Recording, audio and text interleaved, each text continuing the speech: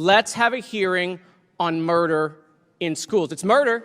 All around the nation today, grade school students have been walking out of classrooms in protest of gun violence.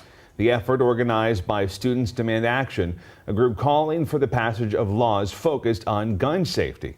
There's no such thing as gun violence, ladies and gentlemen. There's only human violence.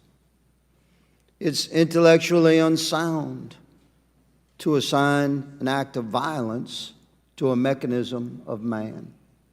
Is there any question? I'll yield. Yielding for a question means the senator who has the floor will entertain a question from another member who does not have the floor. To anyone on this committee who disagrees. Will you yield? Oh, I'll yield, yes. The shooter, Audrey Hale, acted alone.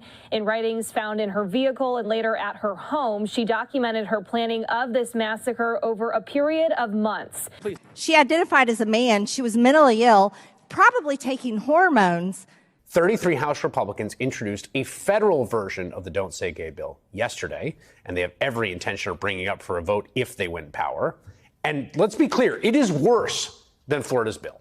And she went in and murdered children and adults in this Christian school in Nashville. Yeah. We protect reclaiming this building. my time. When people are on your time but wasting it.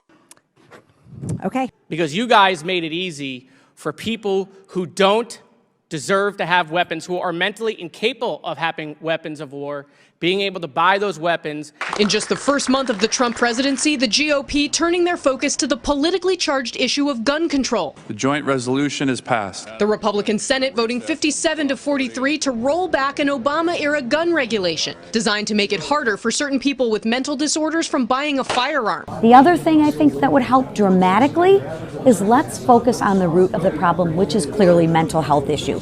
You can't tell me that anybody who does a mass shooting does not have a mental health problem.